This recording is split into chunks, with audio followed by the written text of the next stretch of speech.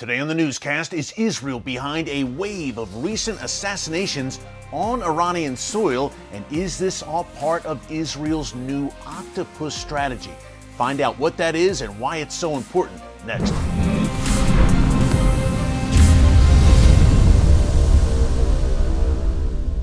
Hey folks, Erick Stakelbeck here. Welcome to the Watchman Newscast. Is Israel taking the gloves off in its campaign to weaken the Iranian regime and its terror proxies across the region? It certainly seems that way, folks. A few weeks ago, we reported, of course, on the death of Hassan Sayyad Khodai, that top Iranian Revolutionary Guards Corps official who was killed in front of his home in Tehran while sitting in his car. Two assailants on a motorcycle drove up alongside him, opened fire, and left him for dead. But that was only the tip of the iceberg. In the ensuing 3 weeks, we have seen a number of Iranian regime officials and important players meet their demise, and the Iranian regime is blaming Israel for it. We've got all the breaking details in a minute. Before I get into it, I just want to encourage you to subscribe to the Watchman News channel right here on YouTube and click the notification bell so you get alerts every time a new video is posted. Hey, we are posting an update every single day, Monday through Friday, and sometimes on the weekend, depending on the news cycle, because the Middle East never sleeps, and we want to bring you all the latest breaking events out of the world's most chaotic, volatile, and strategic region, and most importantly, how it affects you, no matter where you live. So give us a subscribe and keep it right here every single day on the Watchman Newscast. Okay, let's get into it. As I mentioned, the death of Hassan Sayyad Khodai was only the beginning. Now, the Iranian regime blamed Israel for Khodai's death. They are vowing revenge. More on that in a second. But in the meantime, since Khodai's death on May 22nd, this hasn't, surprise, surprise, gotten a whole lot of play in the mainstream media. But as I mentioned a minute ago, several key players in the Iranian regime, cogs in their jihadi wheel, have also met their demise. We had an Islamic Revolutionary Guards Corps colonel pass on a few weeks ago. Depending on the reports you read out of the region, he either fell accidentally or was pushed off of a roof. That's number one. Number two, the Parchin military complex in Iran, reportedly a drone attack on that complex where an Iranian engineer was killed. It's interesting because Israeli drones reportedly targeted that complex, which was producing Iranian drones. So again, that drone warfare continues to increase in the region as well. So those were two. Then fast forward to the current day. Now, reports out of the region suggest that Iran believes Israel was behind the poisoning of two Iranian scientists recently. I presume these scientists were working on Iran's nuclear weapons program in some form, or perhaps the ballistic missile program and that sort of technology. But reportedly, Iran believes these men were poisoned, these scientists.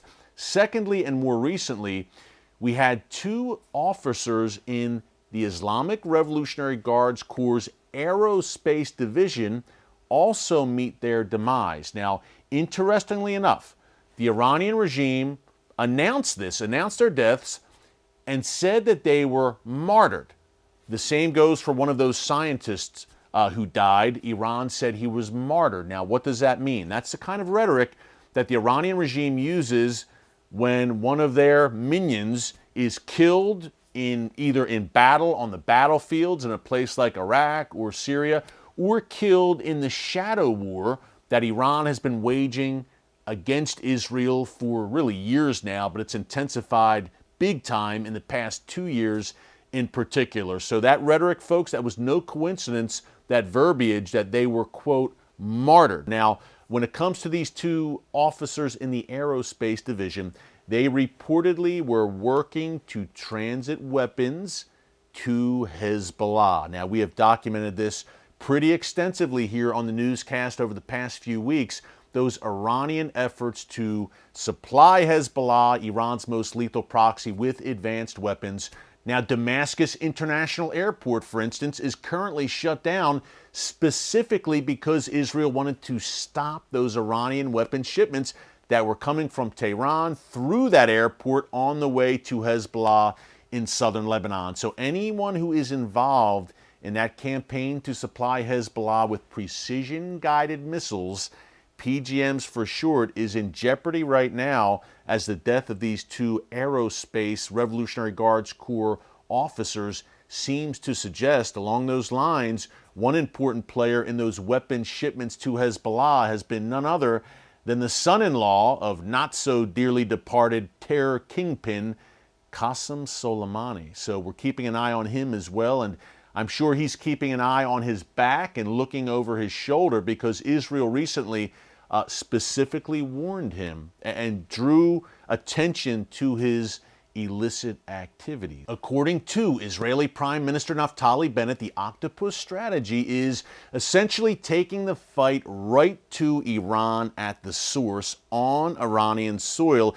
He called Iran itself the head of the octopus and talked about the tentacles or arms that stretch out across the region from Iran in places like Gaza, Yemen, Lebanon, Syria, and Iraq. And Bennett said, look, no longer are we content to just strike at the arms of the octopus, the proxies in the region at our doorstep, but we are going to take the fight directly to the Iranian regime. And you have to think that these assassinations recently may very well be a part of that. By the way, just to clear the record, Israel has not claimed responsibility for any of the deaths of these various Iranian figures on Iranian soil, but clearly the Iranian regime is fingering Israel as being behind all of these deaths. And again, the octopus strategy does not seem coincidental with all of the events unfolding right now on Iranian soil. What is Iran's response to all of this? Well, not surprisingly, Iran is threatening to hit back at Israel, the hated Zionist entity, in their words. And yesterday, an Iranian official vowed to strike back not against Israel, not in a third country, but I presume against Israel itself directly. Just as Israel is employing this octopus strategy in Iran, it seems that Iran is alluding to potential attacks on Israeli soil. But in the meantime, we've seen a different script play out in two ways. Number one, ongoing right now as I speak, threats continue against any Israelis or Jews in Turkey right now. Now, a plot was reportedly broken up a few days ago. Iranian operatives on the ground in Turkey looking to kidnap several Israelis. Those Israelis have been whisked out of the country and back to Israel, but the threat level remains extremely high. Israel is encouraging all of its citizens to not travel to Turkey.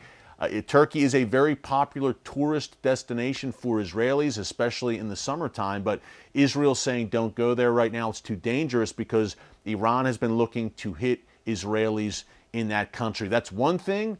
Another way that Iran is looking to lash out is through cyber hacking, so-called phishing with a PH, phishing schemes where they're trying to obtain the emails or hack into the emails of various Israeli officials. So Iran certainly will not sit back and be quiet as all this continues, and Israel knows that, but Israel's doing what it needs to do to defend its citizens, to preemptively deter the Iranian regime, not only deter, to preemptively destroy any plans that Iran has to attack Israel with advanced weaponry on Israel's doorstep. Folks, it is going to be a long, hot summer, I believe, in the world's hottest and most pivotal region. So keep it right here on the newscast every day for breaking updates. Hey, one quick announcement before I go.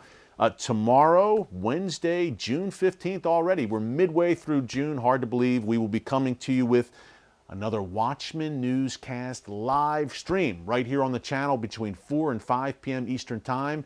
So be sure to join us and bring your questions for our Q&A session. We're going to step up our game in the weeks to come with our live streams. I think you'll see that tomorrow. So be sure to join us.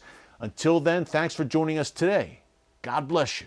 And remember, never hold your peace. Hey everyone, thanks for checking out the Watchman Newscast. If you enjoyed this episode and want to see more, make sure you go ahead and hit the like button, click subscribe, and tap the bell icon to turn on notifications for new Watchman Newscast episodes every weekday.